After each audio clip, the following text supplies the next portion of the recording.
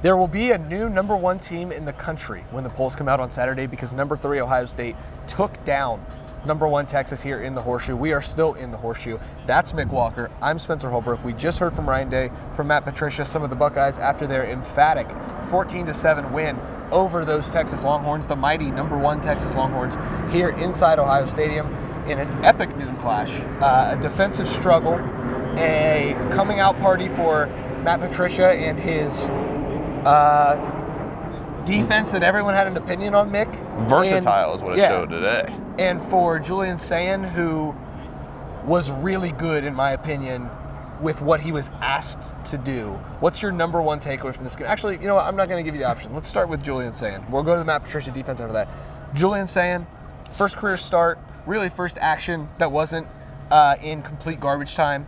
And, man, you talk about a quarterback who did what he was asked, did everything that was in front, put everything in front of him, made the throws that he needed to, extended drives when he needed to, and when the time came to throw a bomb to Carnell Tate down in the end zone, he delivered one, and Ohio State wins 14-7.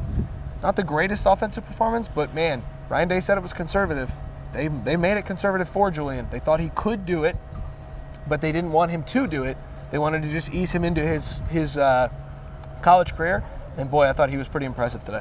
Yeah, I was telling our coworker, Jeremy Birmingham, who's over there doing a different video, we call him Berm, but I was telling him between quarters, I think it was the second quarter, I said, I understand Ryan Day's philosophy that there is no such thing as a gamer. You can't just be a gamer and turn it on in the games. But there does seem to be something with Julian Sayin when you get some actual fan cheers going into him. It seems like he's got a little Mike's Magic stuff to him, like if we're talking Space Jam and he feeds off of it, because it's not just the throws, like we knew all that was possible, but you know, when CJ Donaldson breaks off a big run and he's patting him on the helmet and tapping him on the shoulder pad and getting guys into the huddle, shoving Max Clare around, shoving Will Scott Merrick around, and getting the calls, like he seemed completely in control and in a vocal leadership level that we had not really seen at all to this point. That was my biggest takeaway. Obviously, the touchdown was awesome. My wife, who doesn't even watch the games typically, texted me that the Carnell Tate's touchdown was 6, so obviously that was pretty cool. But I wasn't even really super impressed by it. It was impressive. That was not my biggest takeaway. It was just how he handled himself was, I think, what we completely wanted to see, and I imagine that's probably what Ryan Day wanted to see as well. Yeah, you know, Ryan talked about this with Brian Hartline, with Julian Sayin. The game plan was going to be conservative. They thought that they could do some things against this Texas offense. They were right. In that case, they put some feelers out in the first quarter. The second quarter kind of felt it out, had a really nice drive, a longer drive for a touchdown there in the second quarter. And then in the third quarter, by the time you get to the third quarter, well, your defense is really dominating Texas, and you don't feel like you have to make Julian press. You don't feel like you have to make him become Super Saiyan, if we're going to use the slang that everybody's using for Julian. You don't have to make him come out here and dot the field up. Now, he could have, because he got into rhythm there. Was it before the Carnell Tate touchdown? Yeah. Real rhythm, and that's what kind of set it up. But right down here in this end zone, he threw a perfect pass on a slot fade to Brandon Ennis that just had great coverage, was broken up. I was impressed by that. To throw to Carnell, obviously, maybe one of his worst throws of the day, just because it was a little underthrown. But when you have Carnell Tate and Jeremiah Smith, you do those kind of things, and it's okay. The way that he managed the run game, like you said, he managed the huddle, the way that he did what he was asked. I thought it was super important that Ryan Day said, if we wanted Julian to do more, I believe he could have. That is super telling to me. They knew that he can do other things. But for what this game needed, Julian Sayin was great. And if you can get that kind of game manager, Julian, with the understanding that you also have, you know, in layaway, a Julian that can turn it on another notch in the passing game, you're talking about a team that's going to be really, really difficult to defeat, especially on the offensive side, like Carnell doing those things. They didn't really get Max Clare involved like I thought they would. No, that's really the one play that sticks out. Like, I think that's Julian's first start kind of play. You look at it, he had it for probably a second or two before he threw it. He just waited a little bit longer. And credit to, Ryan Day said it, but credit to Brian Hartline, Billy Fessler. Like, they came through halftime, they drive through the photo bunker, and they're driving on the cart, and those two are constantly chatted up trying to figure out the plays. Keenan Bailey's down on the field now, and he's getting on his tight ends, who obviously were an underlying kind of star of the game. And I know you've been talking about the tight ends all season. We saw it from Nate Roberts and Max Clare and Will Merrick. All of them really stood out. Christian had a catch. I was impressed with the offense, because once you realized what this game was, it was never going to be first to 20 wins. Really, it was going to be first to 14 wins. They did what they needed to do. And the run game, Ryan Day said there were some good runs, but at the same time, they need a little bit more there. They know there's a lot to clean up there. But overall offense, like, I think you got to be pretty pleased, because Ohio State will not see another defense like this until at least November 1st. Next level linebackers on that Texas defense. I think the defensive line, we were talking about it after the game, there could be equally tough defensive lines with like a Penn State, like you said, November 1st, but those linebackers were studly with Anthony Hill and Luan Lufau, and then they even rotated some other guys in. Credit to the Texas defense as well. They played great, but Ohio State's offense was able to do a little bit more, and their offense was not able to do much against the Ohio State defense. Oh my gosh. All right. The main event here, that was all right, just let's pass the ball to Spencer. I guess that was just an amuse-bouche for what we're going to talk about this defense. Oh my gosh. Arvell Reese was here. He was there. He was every blanking where. It was remarkable what they did with Arvell Reese in the first half. He played off-ball linebacker. He played standard inside the box. He played on the line of scrimmage. He was a defensive end at times. They know what they have in this superstar freak athlete, and they are going to use it. He was great, like remarkably great in this game. I thought Caden Curry had a really good day. Obviously, Kenyatta Jackson leaves early, gets his helmet taken away. That looked pretty head injury-ish to me, if I will say so myself, but I'm not a doctor. It was very clear from what that action was. He was down on the field, not moving for a second, then he just snaps back up, walks off the field, they take his helmet. Pretty clear what's going on there. I thought Caden played well. I thought Jalen McLean also, sorry to cut you off there. We're going to go every level. We're working front to back. I'll let Spencer continue. Pass it back. Caden McDonald was, I thought, really good in the middle of this defense. There were a couple times where Texas got the best of him in the run game.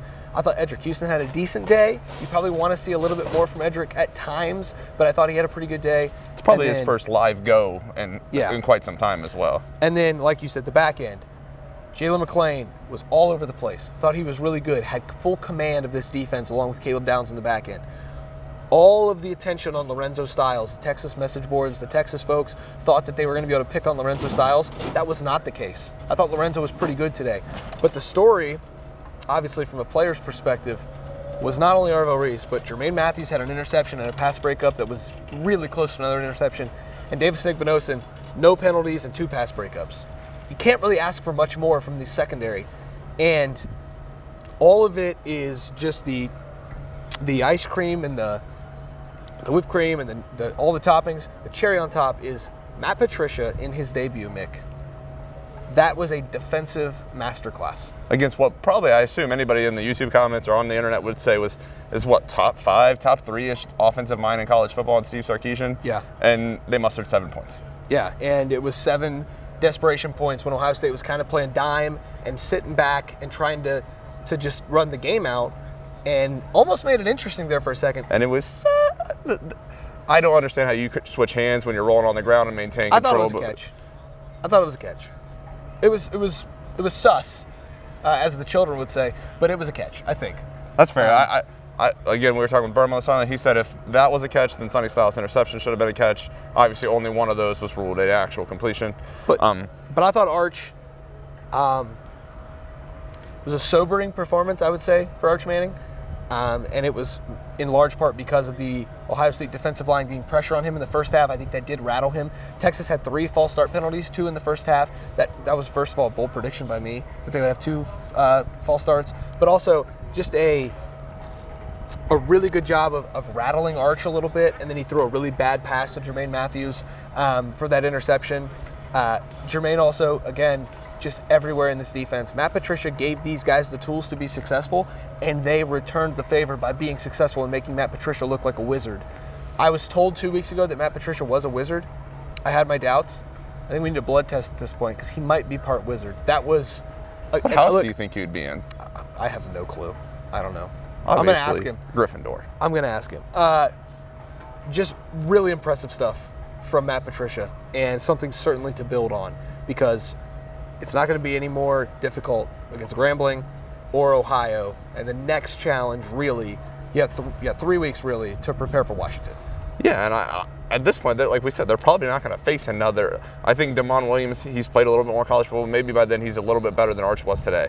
But like play caller wise, they're not going to face another schematic offense as well as this one was. And it's hard from field level, and I'll have some notes on Lettermen Row before, like what we saw field level and just different observations. But it's hard to just diagnose all the different things you saw from the defense. Like you had Lorenzo Styles, like 15 yards back, and Caleb he Downs played deep in the safety slot, some, yeah, and deep in the slot. And you had times where they went essentially. I think we might have talked about it at some point this spring when Peyton Pierce's ascension kind of took off, and they could go like a 3-3-5, and they essentially did. They would put Escher Houston over the center and have Kenyatta Jackson and like Bo Atkinson, I believe, at defensive ends, and you have Arvell Reese that can run around, Sonny Styles can run around, and Peyton Pierce can play, and then it's just all over the place. And they had the big formations, like Will Smith got in there and was good as well. They had the goal line stand, which has just become a patented game day checklist for Ohio State's defense at this point. They did a ton of different things. Neither Spencer and I are like the major film guys here, but it would be fascinating. It probably will be fascinating whenever we do get to sit down on Monday or Tuesday and like just look at what they were and chart what they were all able to do, because it was a lot of different things, and I think that's partially why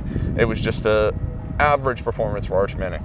Yeah, I mean, they clearly had him flustered, and that's just Matt Patricia doing Matt Patricia things. He's obviously got to follow it up with more performances equal to or better than this. But talk about a debut. This was a debut for the ages for Matt Patricia, a win over the #1 team in the country. A couple news and notes before we get out of here. Again, Kenyatta Jackson, we don't have a full diagnosis, but I thought it was clear what we did see from that.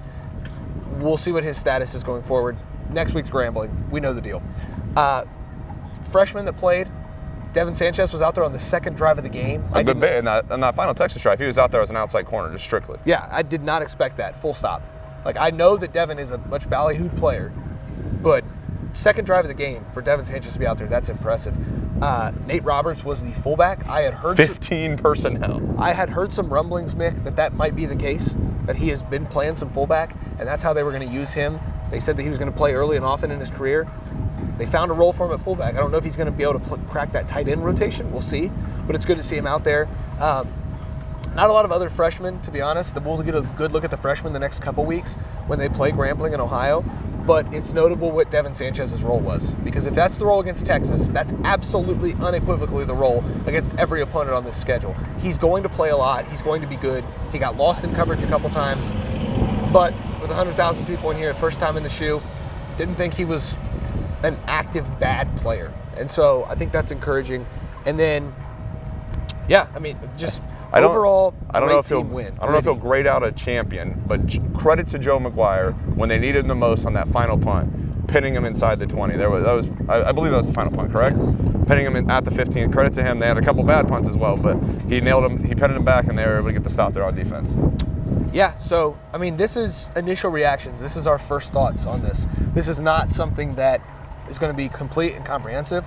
We're going to get on the tape tomorrow and watch it, just like Ryan Day always says. And then on Monday, we'll have the Monday after. That's been a staple of the Lettermen Row coverage for 3.5 years now. We're not going to go away from that this year. Mick and I will break it down on Lettermen Row on Monday. That's Mick Walker right there. I'm just Spencer Holbrook. Thanks for watching. Thanks for listening. This is just the first thoughts of Ohio State's emphatic 14-7 win over #1 Texas. Ohio State probably going to be the #1 team in the country on Monday. We'll see how that shakes out. But for now, the Buckeyes are 1-0. The Longhorns are taking the long flight back to Austin with Matthew McConaughey. Just feeling all right, instead of pretty good.